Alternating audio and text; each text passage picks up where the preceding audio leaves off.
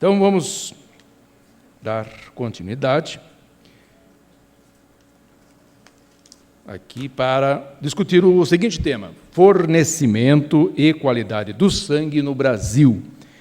Para debater esse tema, nós vamos convidar para subirem ao palco, primeiro, o doutor Dirceu Raposo de Melo. Por favor, doutor Dirceu. Eu acho que ele está lá fora. Mas, enquanto ele não vem, vamos chamar o doutor também, José Mauro Kuttner. Por favor. Doutor, queira ir até a... O doutor José Mauro Kuttner, ele é gerente médico do Departamento de Hemoterapia do Hospital Israelita Albert Einstein, doutor em hematologia e hemoterapia pela Faculdade de Medicina da Universidade de São Paulo, ex-fellow do New York Blood Center. Vamos chamar também o doutor José Eduardo Levi, por favor. Biólogo formado pela USP, mestre pelo Instituto de Química da USP, doutor em Virologia do Instituto de Ciências Biomédicas da USP, chefe do Departamento de Biologia Molecular da Fundação ProSangue, pesquisador do Instituto de Medicina Tropical da USP, consultor do Banco de Sangue do Hospital Albert Einstein. Também chamamos para compor a mesa o doutor Antônio Gomes Pinto Ferreira. Por favor, doutor Antônio. Ele é tecnologista sênior da Fundação Oswaldo Cruz, mestre em tecnologia de imunobiológicos e gerente de programa de reativos para diagnósticos do Instituto de Tecnologia Imunobiológicos, o Biomanguinhos. Também vamos chamar para compor a mesa a doutora Patrícia Álvares Baptista. Por favor, doutora Patrícia. Ela é especialista em ciência e tecnologia, produção e inovação em saúde pública da Fundação Oswaldo Cruz. Atua há 11 anos na área de tecnologia e diagnóstico. É doutora em genética e virologia molecular. E agora vamos chamar quem acabou de chegar. Doutor Dirceu. Nós já havíamos chamado. Por favor, compõe a nossa mesa.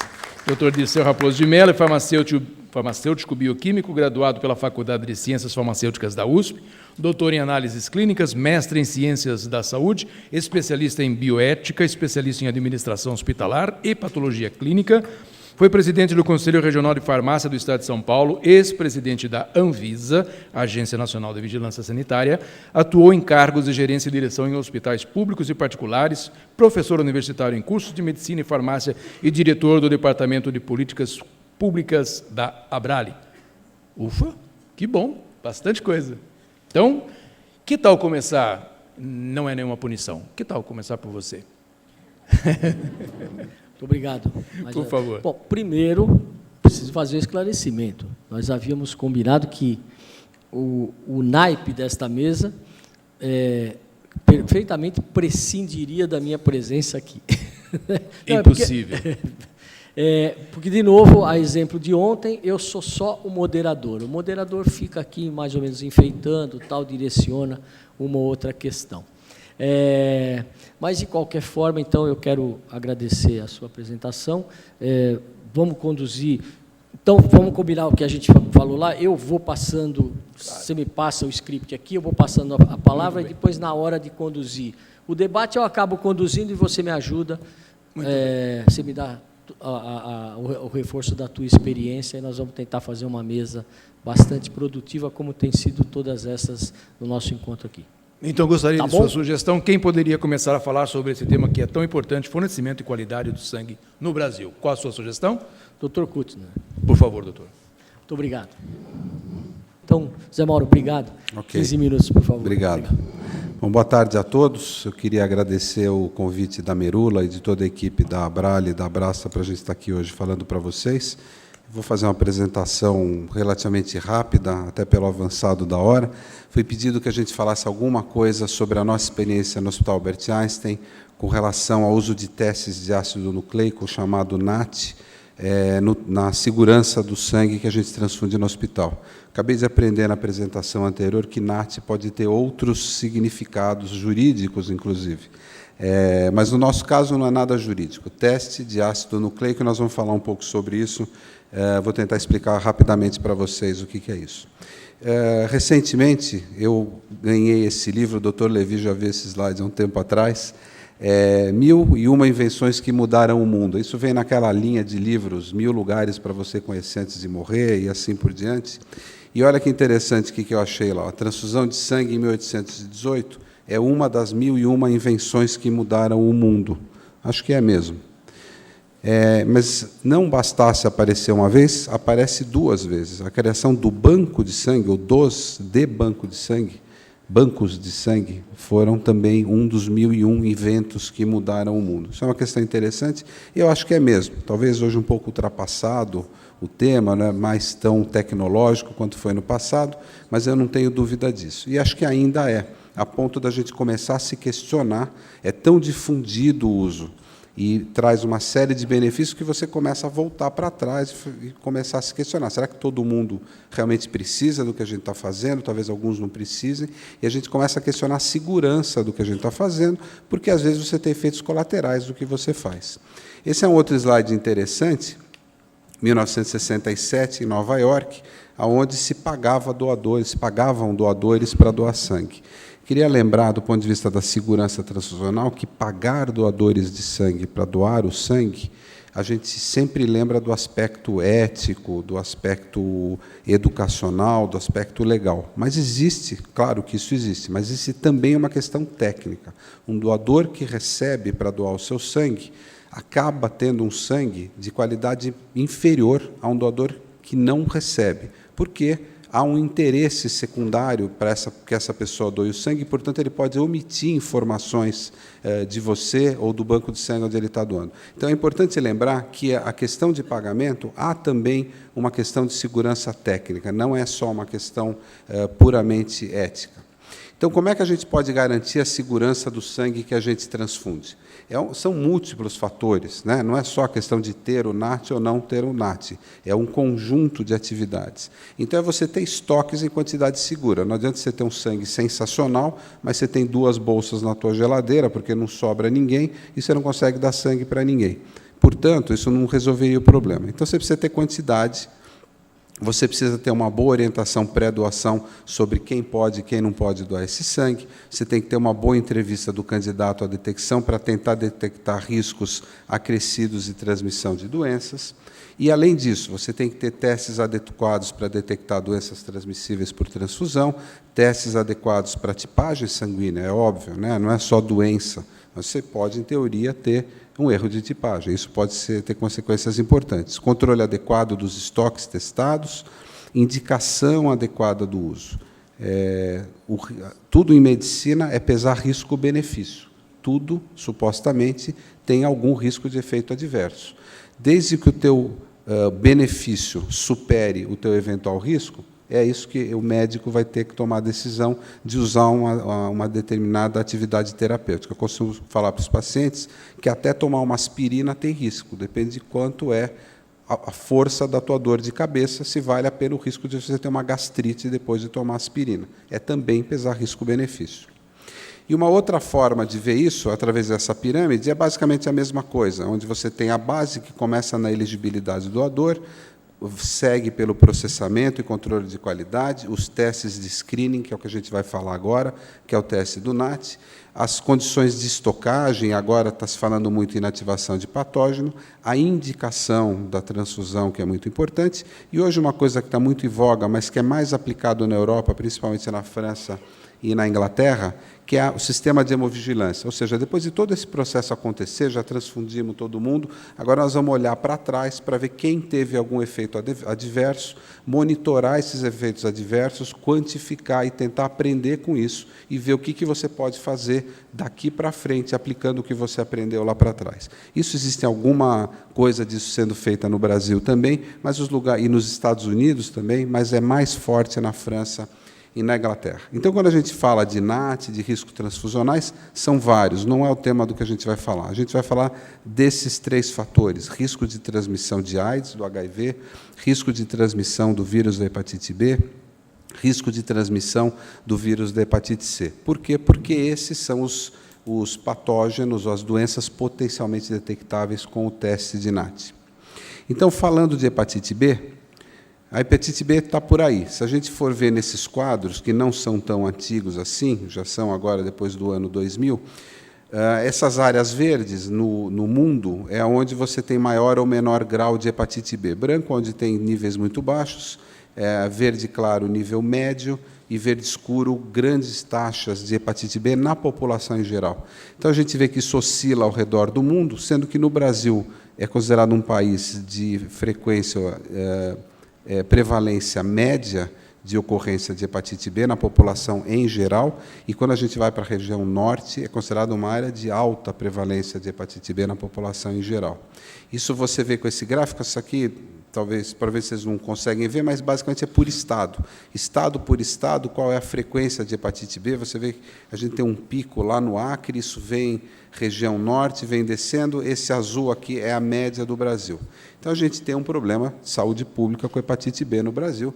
Portanto, se a gente faz transfusão de sangue, a gente precisa se preocupar, porque algum doador pode ser portador não consciente de que ele tem hepatite B, ou que é portador de hepatite B, e a gente precisa se preocupar com isso. Quando a gente vai ver esses dados do Ministério da Saúde, isso aqui são gráficos de ano a ano, de 99 a 2010, qual é a origem da contaminação por hepatite B. E esse cor de laranja é o que seria de origem transfusional, que é isto aqui. Então, este montante aqui, que deve ser qualquer coisa como 7 ou 8% das ocorrências de hepatite B, seriam de origem transfusional. Portanto, é uma coisa para a gente se preocupar, sim. Mudando para a hepatite C, mesma coisa, se a gente for ver no mundo, a hepatite C baixo, médio, alto, varia de acordo com a região do globo que você está.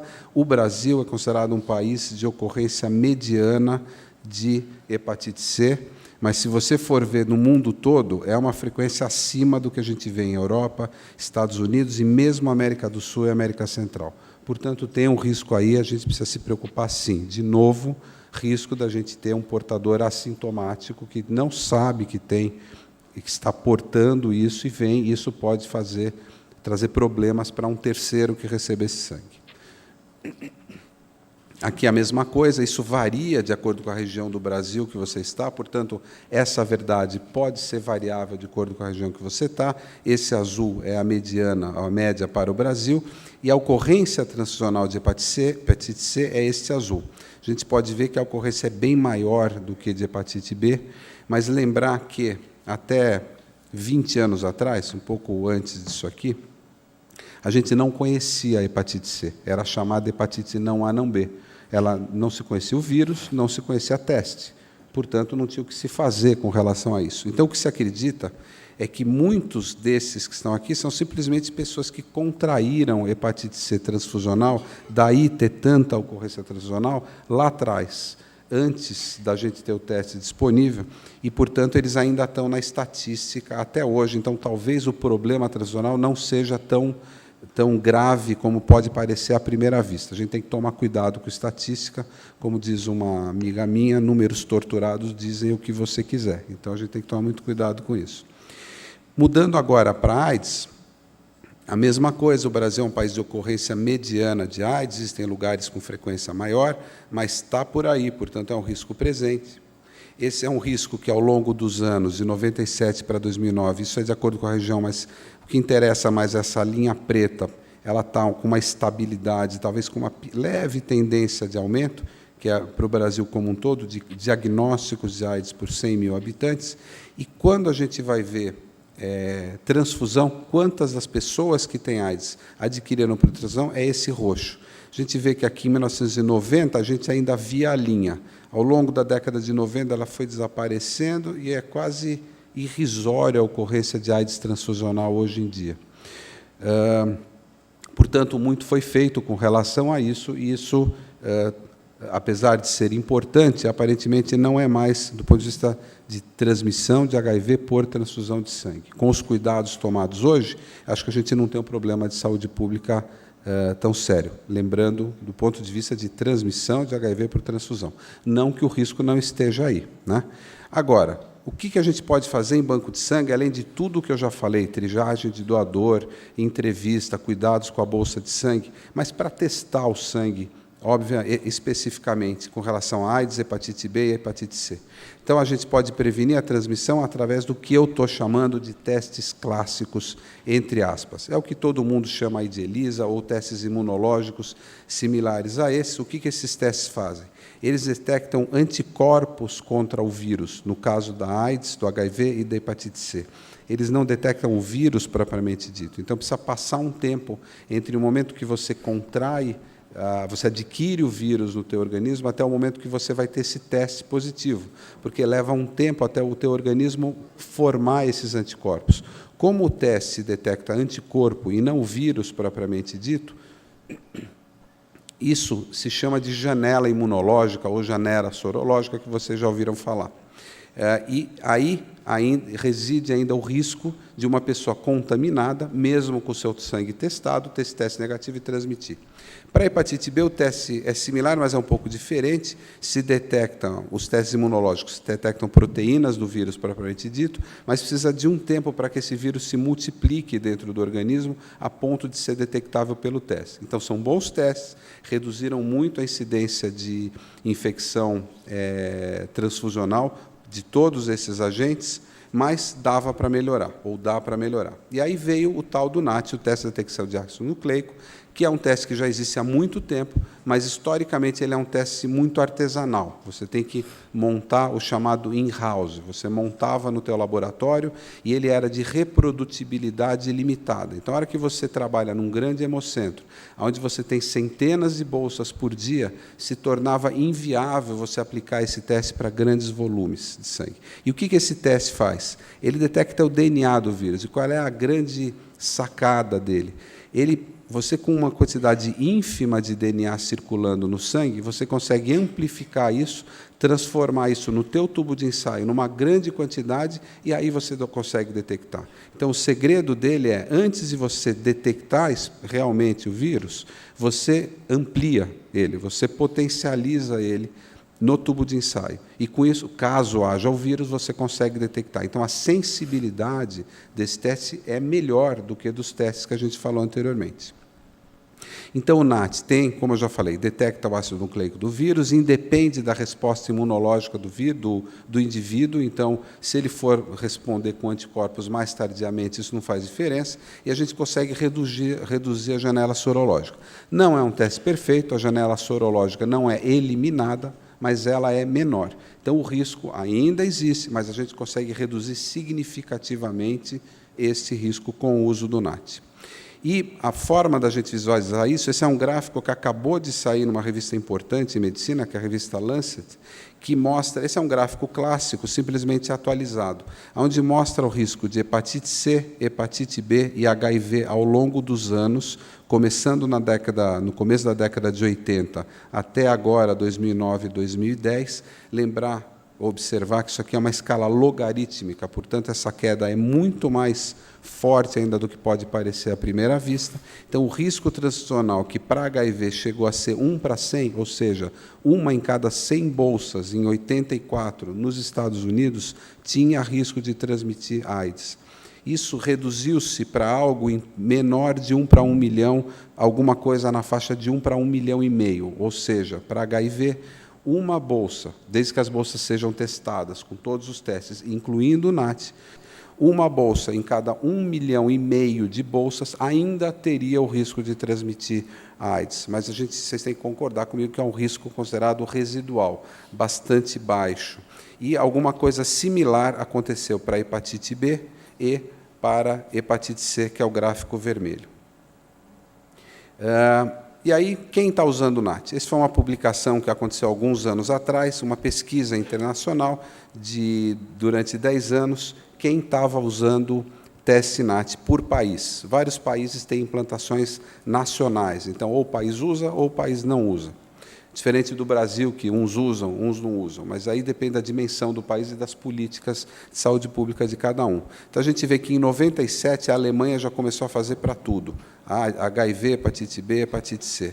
Depois, ao longo do tempo, iniciando com hepatite C e depois para HIV, vários países foram implantando isso, e, mais recentemente, hepatite B também está sendo testado. Agora, a gente pode ver pelos títulos dos países que isso basicamente é Estados Unidos, Europa, alguns países mais avançados da Ásia e talvez um outro país da África. Mas é uma tendência dos países com melhor capacidade econômica de adquirirem o teste do NAT.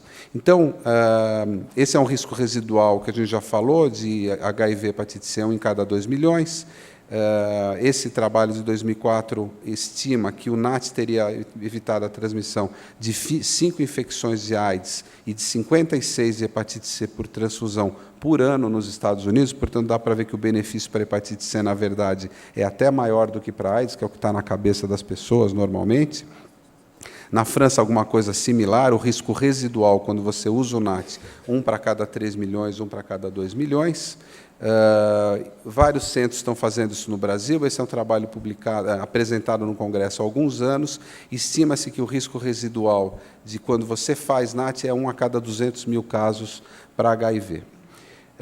No Einstein, a gente começou, só para dar um pouco dos números do que a gente faz, a gente começou a fazer em 2001, a gente optou por não ir pelo lado do lado manual, o chamado in-house, e assim que estava disponível o teste comercial, a gente adotou o teste comercial, que naquele momento fazia o teste só para HIV e hepatite C. Não havia teste comercial para hepatite B.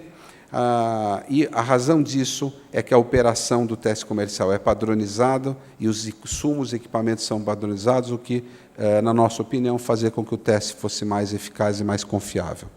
A gente treinou o pessoal, montou a área física, e de 2001 a 2009 a gente testou HIV e HCV em amostras individuais. Esse é um outro comentário importante. O NAT é possível ser feito em pool e é aceitável, na maior parte do mundo, que esses testes sejam feitos em pool, com uma perda de sensibilidade muito pequena. A gente, no Einstein, optou por fazer em amostras individuais, porque a gente tinha essa opção, onde a gente tem um pequeno ganho na qualidade do teste, na sensibilidade do teste. Mas é totalmente aceitável que esse teste seja feito em pool, com alta sensibilidade ainda assim. E, em 2010, a gente mudou para o teste triplo, que até então não estava disponível, que é o HIV, hepatite C e hepatite B, também com teste comercial e amostras individuais. Então, ao longo desse tempo, 2001 a 2012, o que a gente viu? A gente teve 180 mil amostras testadas nesses 11 anos, 140 mil para AIDS e hepatite C, até o começo de 2010, e de lá para cá, mais 40 mil amostras. Lembrar que nem todas essas amostras são originárias de bolsas doadas no Einstein. Muitas são de serviços externos que mandavam para a gente realizar no Einstein. E o que a gente viu ao longo desse tempo? A gente encontrou 2 casos de pessoas, de doadores, que tinham os testes clássicos negativos e o NAT positivo. Portanto, 2 casos de HIV deixaram de ser transmitidos, 1 para cada 90 mil bolsas doadas, é a nossa estatística. Para HCV, nós encontramos 1 para cada 180 mil, e agora que a gente passou a usar para hepatite B, 1 para 40 mil, que é a nossa estatística. Como eu falei, a questão dos números, toma cuidado, porque a nossa amostragem é relativamente pequena, já que é um banco de sangue relativamente pequeno. Mas deixou-se de transfundir 2 casos de AIDS, 1 caso de hepatite C e 1 caso de hepatite B. Esses 3 casos aqui são de instituições de fora do Einstein, não são bolsas doadas no próprio Einstein. Este 1 aqui era uma bolsa doada no Einstein propriamente dito. E aí o que eu acho que é importante considerar, lembrar que não existe risco zero, as ações de prevenção devem ser proporcionais aos riscos. Existem países que a prevalência de AIDS é muito baixa, e às vezes se conclui que não vale a pena implantar o NAT. Então, para cada lugar, você tem que ponderar isso. A análise de custo-benefício tem que ser aplicada quando apropriado. Então, o que eu faço quando eu tenho uma determinada disponibilidade econômica, pode não ser a mesma coisa quando você tem uma disponibilidade econômica mais restrita, e você tem que discutir prioridades do que você vai fazer com essa verba. Lembrar que com ou sem NAT, com NAT ainda mais, mas as transfusões de sangue nunca foram tão seguras como hoje. E a gente tem que lembrar que o princípio da precaução tem que ser lembrado a todo momento, ou seja, você tem que tomar todas as medidas necessárias para prevenir efeitos adversos do que você está fazendo. Queria só agradecer ao Dr. Ricardo, que preparou os slides para a gente, essa equipe de sorologia do hospital, E eu gosto de algumas frases do Einstein. Tudo tem que ser tão simples quanto possível, mas não mais simples do que é possível. Obrigado.